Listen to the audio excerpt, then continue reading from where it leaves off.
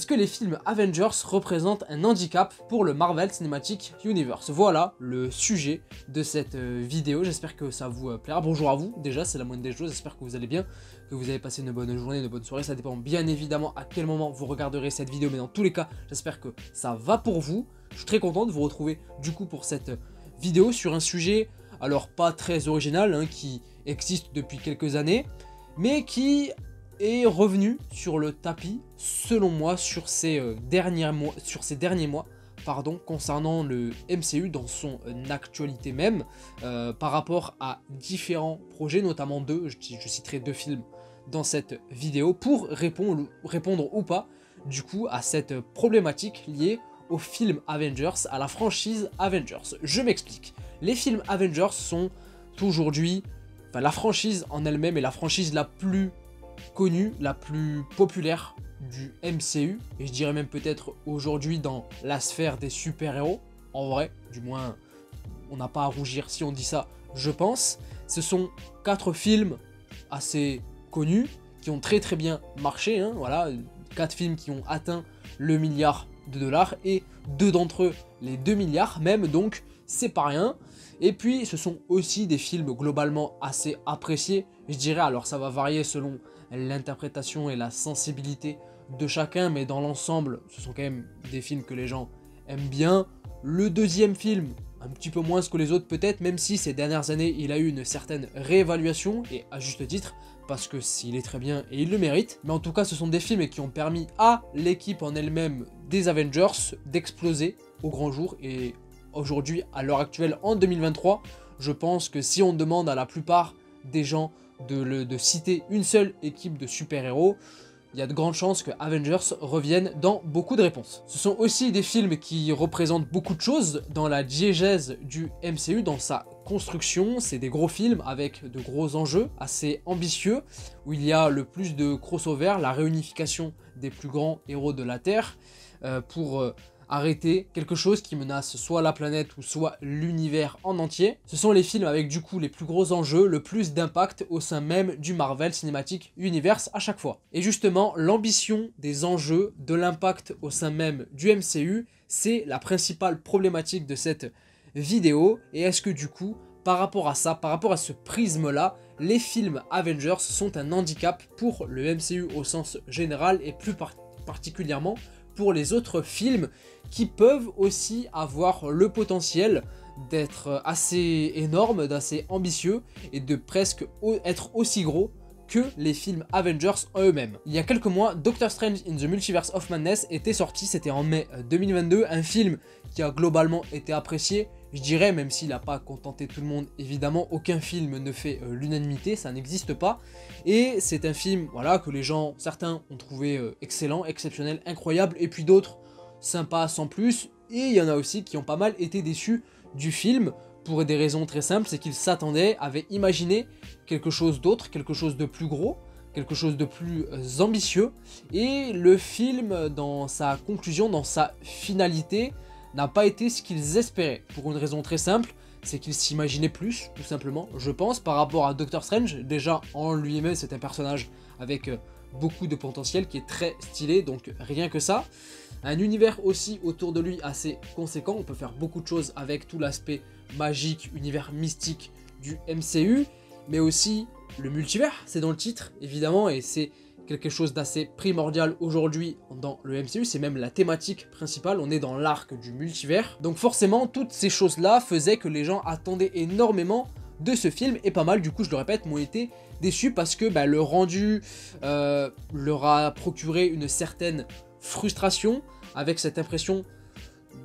de pouvoir, d'avoir été face à un film qui aurait pu être plus gros, plus impactant, plus ambitieux, surtout réalisé par Sam Raimi, donc il y avait véritablement beaucoup d'arguments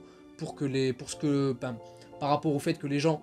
puissent imaginer et penser ça, et en vrai c'est tout à fait compréhensible justement, et peut-être que Marvel Studios, dans leur idée de création, de production vis-à-vis de certains projets, se brident un petit peu, clairement, en font peut-être pas autant qu'ils ne le pourraient, pour exploiter, pour développer, raconter une histoire avec pas mal d'impact, qui pourrait presque titiller les enjeux d'un film Avengers au sens large à chaque fois. Alors attention, ce n'est pas le cas pour tous les films, je tiens à le préciser. Il y a certains films qui ont des ambitions beaucoup moins élevées, qui ont le potentiel beaucoup moins gros, et en soi c'est tant mieux, parce que par moments c'est aussi sympa d'avoir des films nous présentant moins de personnages, et les faisant évoluer dans un contexte plus indépendant, plus intimiste, une histoire avec moins d'enjeux, d'impact en fait, hein, je le répète encore une fois, c'est ce qui nous permet de respirer, et ça c'est ce qui nous permet aussi de mieux appréhender, de mieux apprécier les plus gros films plus tard, notamment les Avengers, encore une fois. Et d'ailleurs, si on aurait des films Avengers à chaque fois, ça banaliserait un petit peu la chose et l'aspect événement, et ça gâcherait l'impact de notre appréciation, on va pas se mentir. Et c'est aussi du coup un aspect qui est un sujet qui est un petit peu dans l'actualité, selon moi, notamment avec Ant-Man et la Guêpe Quantumania, voilà, le dernier film du MCU en date, qui défraye la chronique, a fait couler beaucoup d'encre, qui divise beaucoup, et certains ont été déçus du film pour plein de raisons, notamment la plupart du temps une seule, l'aspect Kang le Conquérant, qui était quand même quelque chose d'assez vendeur pour le film, qui avait été pas mal mis en avant par Marvel Studios lors de la promotion, etc. Et du coup, on était dans l'idée d'en attendre beaucoup de lui dans ce film, avec pas mal d'impact, et qui allait nous donner le là pour la suite du MCU, notamment la phase 5, et forcément, on était sur quelque chose, enfin au moins on est sur quelque chose dans la finalité,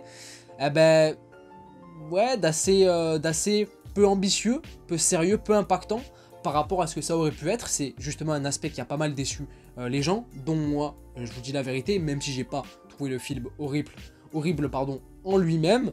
Et du coup, voilà, j'ai parlé de Doctor Strange in the Multiverse of Madness, notamment avec l'aspect multivers qui a déçu pas mal de gens puisqu'ils s'attendaient à plus. Et puis, le dernier en date, Ant-Man 3, par rapport à Kang, qui aussi s'attendait à plus. Donc vous voyez, multivers et Kang, deux choses primordiales aujourd'hui au cœur de tout au sein du Marvel Cinematic Universe et qui auront un grand avenir plus tard, mais peut-être, enfin très certainement un grand avenir dans les deux prochains films et à Avengers. Et c'est avec ces projets-là où les choses vont véritablement prendre l'ampleur peut-être qu'ils méritent, que certains attendent,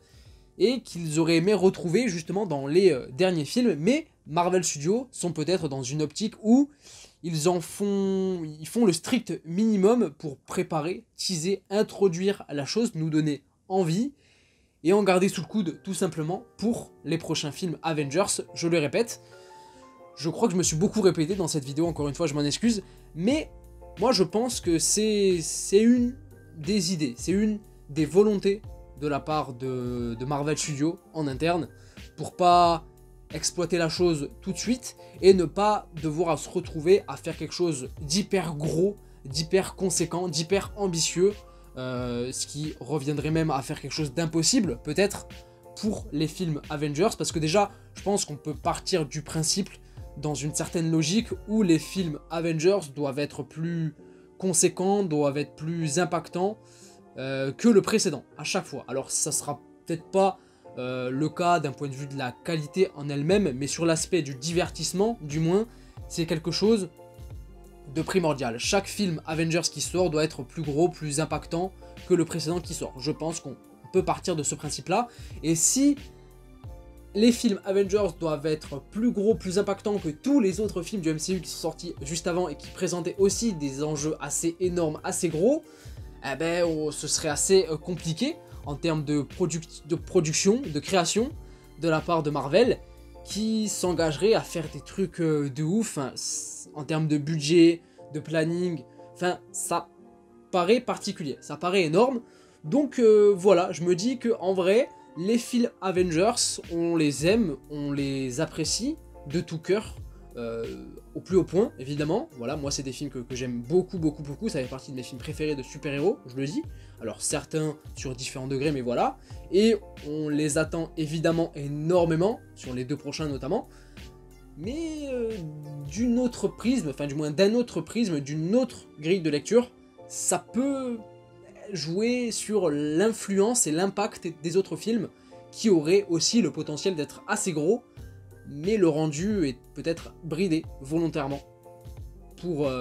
en garder sous le coude, je le répète encore une fois, sur les films Avengers. C'est la problématique que j'ai voulu traiter dans cette vidéo, j'espère que ça vous a intéressé, j'ai trouvé le truc assez intéressant, donc voilà, j'avais envie de la partager avec vous, je me suis encore une fois beaucoup répété, c'est un de mes défauts, je suis désolé, dans les vidéos je me